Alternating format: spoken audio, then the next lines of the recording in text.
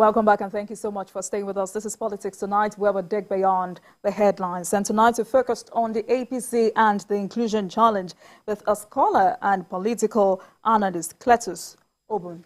Mr. Obun, now the president approved appointment of new board of NDDC, and some groups in Cross River protested, rejecting Asu Oku Okang because it's a PDP chieftain. Now, why should that be causing problem? Well, first of all, you heard me speak about former Governor Wike and his contribution to APC and why he should be rewarded and can be included. First, he has a pedigree of a performer, and in this particular instance, those who are members of APC, myself inclusive, in Cross River State, and I think that in all good conscience, some people must have to play the kind of politics that tells the truth. That is to say, the case in Cross River State, like Ondo State, is the case of a revolt against negligence. You cannot just win an election, and you have, Cross River State has over 41,000 members. 41,000, I say over 400,000 membership of APC alone. Even in that, within that same local government. I will give you 3 instances and why that matter is very vexatious.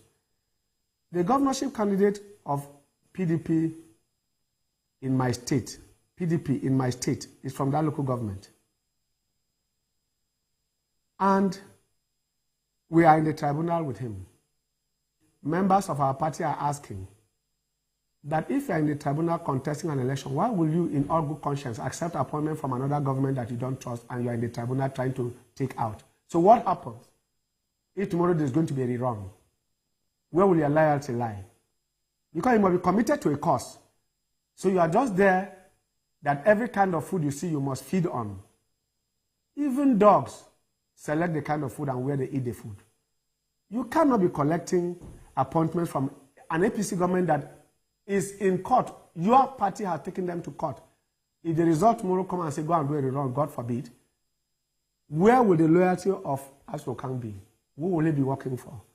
We do not know. 2, those who have already gotten the result that brought us to this point where we are looking for appointment, can you give such a prime appointment? And of course, Section 14, Sub 7 of our Nigerian Constitution is very clear about the distribution of state wealth. That it should be spread in such a manner that no area, on account of religion, on account of color or sex, or tribe, be neglected or discriminated against. If you have an SSG from that local government in our state, and you are now doing another appointment, and the governorship candidate is even from that same ward, is it fair? Is it equitable distribution that 6 local governments in a senatorial district, 18 local governments in a state, such economic benefit, such social and political benefit and reward should be concentrated in one local government? That is the first point to make. I do not agree with those who are claiming that oil producing area should produce NDDC membership. That is not where we are. First of all, is he deserving? Did he work for this government for which he wants to benefit? And those who worked, I can tell you, some of them are not even in that community for voting for APC. Courtesy of this same beneficiary. He's a young man, very energetic, but I expect that he should be able to come out to say, look, I am not part of you, I won't accept an appointment from you. I want to believe, because so far he has not come out to celebrate. He has not come out to say he has accepted that appointment. So I believe that he's considering rejecting the appointment. I want to believe that Asokang is an ideologue, because when Governor Ayade left PDP for APC, he was the Commissioner for Information. He refused to move with the governor. So that integrity that stood him out, I want him to demonstrate it now, and he will put himself on the history books for taking that decision. In Offa, in 2008, local government election, a councillorship candidate of PDP was about to be inaugurated. He came out and collected the microphone and said that he didn't win the election, that an SCN councillorship candidate defeated him, that he will not accept to be sworn in. He left the place. In Kano State, Shekerau, in this last election, NNPP won. His name was on the ballot. He rejected it. It is not everything that you see that you collect.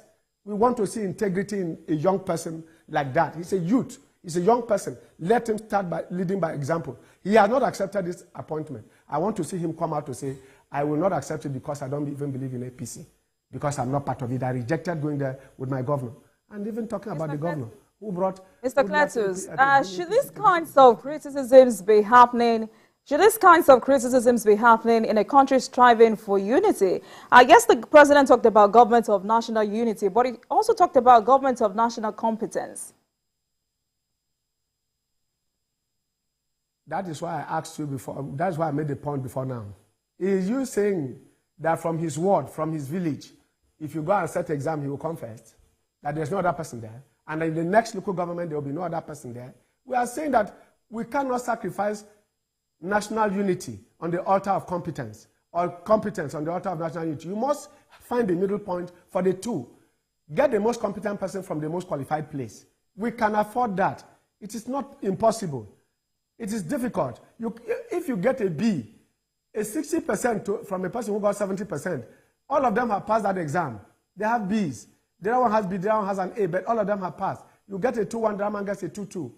The other man gets a first class, you get a second class upper. You've all passed the exam, you've all had your degrees and earned your degrees. So we are not in any way in a political game of this nature going to pigeonhole ourselves, chain ourselves to the apron strings of competence and the phantom of integrity. We cannot. Such phantom integrity cannot continue to be used as a yardstick for perpetuating injustice, discrimination, abandonment, and negligence. It cannot. So he is coming from a local government, one of the smallest local governments in Cross River State, but there are other local governments that can take that position and still keep us. Like I said, the SSG is from there, a qualified professor, former vice chancellor, sitting down there. So he covers that local government. The essence of political offices is one, for continuously attaining and achieving the aims and objectives called the manifesto of the party. Two, in the most competent way, ensure that quality delivery of service to the people, what you call the division of democracy, is attained by the best brains that you can find and the best persons. You might have the best brain without the best heart, and you are going to have a bad government. So, government is run on the basis of empathy. A government must have the empathy of its people. It must cry with the people and laugh with the people at every occasion and every time. So we also heard his nomination attracted protest in the state. Why this? What? Come again. We also heard his nomination attracted protest in the state. Why go to that extent? Well, like I said, these are people who have sat in opposition for 16 years. They are coming into government for the first time in Cross River State, and they are seeing themselves again being deprived. Some of those people you see protesting, they have been out of government since 1999. They've never tasted government at all. Cross River has never produced anything outside PDP until Governor Yade came in 2021 into APC. We have never ever seen, we have been in opposition. I have been the leader of opposition, so I can speak about it authoritatively and audaciously. There is no, we've never tasted it. We've never had it. Now that we have it, we have people with PhDs, we have people who are businessmen who have been sponsoring the party in opposition with the expectation that a day like this will come. And then you are depriving them at the last minute, at the only opportunity they have. This is the only opportunity they have. This is the first opportunity they have. And you are showing them that it doesn't pay to be hardworking in politics, that there's no reward for loyalty or for commitment, and that anything can happen once you have anybody to sit on the high table and dictate and throw at you whatever you can take. Please, now there are beavers. There will be elections in 2027. We cannot afford it. The APC has a new leadership. How will you advise the party, Mr. Cletus? The APC has a new leadership. How will you advise the party to ensure inclusion? Yes, Governor Ganduje is a tested administrator. Don't forget he's a bureaucrat.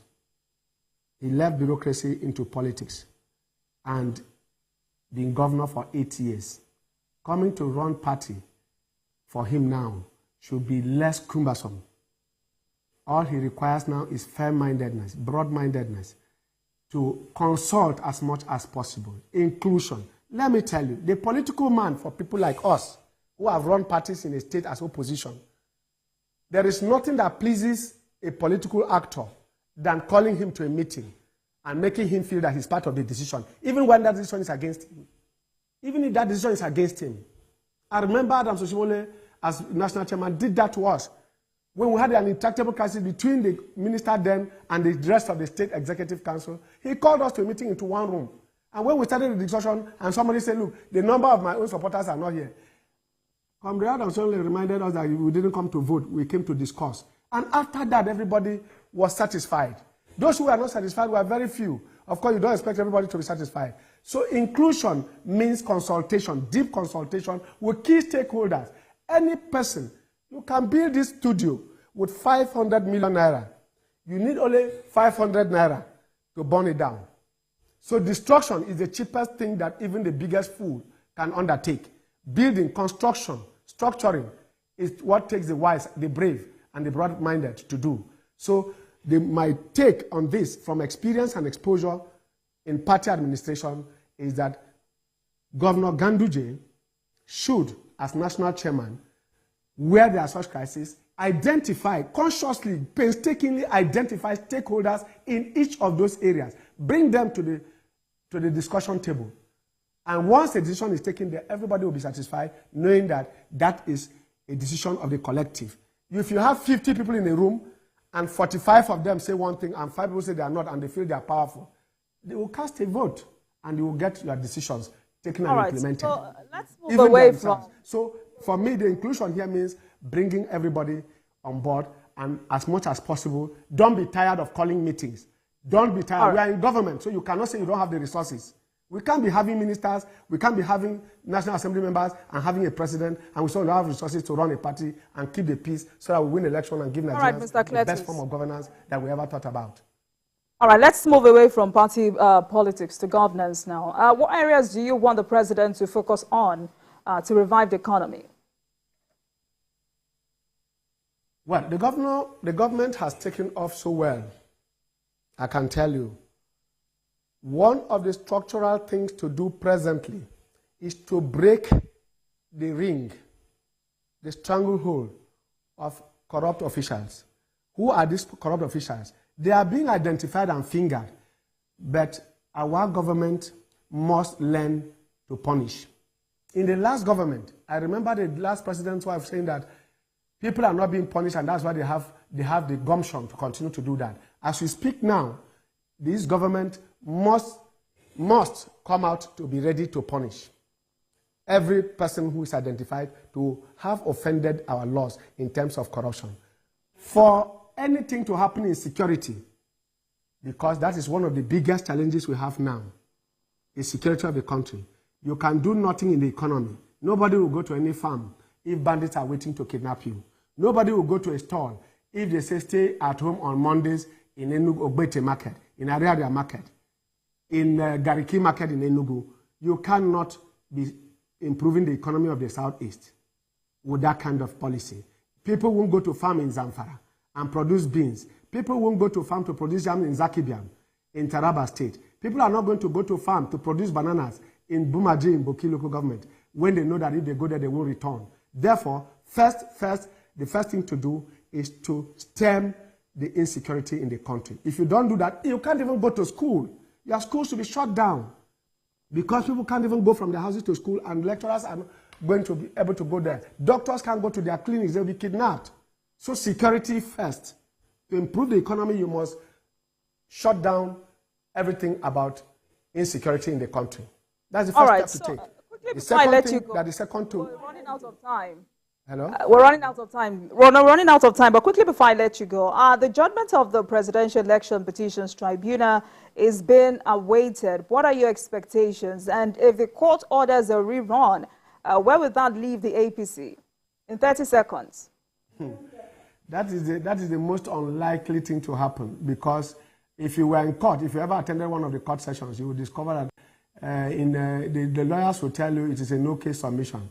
Clearly, what you find there is speculative accusations and allegations that were never proven, and some of them that are of criminal nature, you cannot, you must approve, you must in fact prove your case beyond all reasonable doubt, even shadow of doubt. In this case now, because with the beavers, you can no longer go. If there's going to be a rerun, I think already APC is the only party now surviving. PDP is in tatters, the umbrella is shattered, the rains are beating them, and they are, in fact, battle weary. The Labour Party, I don't know who their chairman is, I don't know who will now go and present them. They are already in danger of existence, expiring on their own, self-liquidation. And then, of course, NNPP, you heard today, Kwankwaso is being suspended, he is suspending others. So you can see that the rerun is already made. If at all, the very unlikely thing to happen is a rerun. If that happens, it will be a one-horse race, not even a two-horse race, because none of the other parties are stable enough and organized enough to be able to withstand an election. In any case, it cannot happen because they have nothing presented in court. All you have heard is social media trial and conviction. That cannot withstand our jurisprudence. And I imagine that everybody who has been following, in fact, by PDP members accepting appointments in APC, what does that tell you? It means that they have considered that there is nothing to go for, and they have no case in court. Because if they had any hope, they will reject it and say, look, we are hoping to win our case. Therefore, we have no need for this appointment. Whether the case of Asokang in Karaba or whether the cases in Abuja of Wike, it is only a conclusion, an acceptance, an admission that the parties have all collapsed and APC is just waiting to carry the day. That is why Asiwaju Bola Ahmed Tinubu must bring his best hands and his best men to be able to parade and paddle this canoe of Nigeria to safe havens. And so that when we bet... Thank you very much. It's been a wonderful conversation with you tonight. Mr. Cletus, Obun, scholar and political analyst, as we focus on the APC and the inclusion challenge. Thank you so much for coming on the program and for your perspective on our discussion tonight. Thank you so much. Thanks for having me, and may God bless our fatherland. Thank you so much for watching. That marks the end of today's episode of Politics Tonight. But the conversation continues from here. Get in touch with us on Twitter at TVC News NG and at Olajumoke OO using the hashtag Politics Tonight. We're also on YouTube at youtube.com/TVC News Nigeria. I am Olajumoke Olatunji. Goodbye.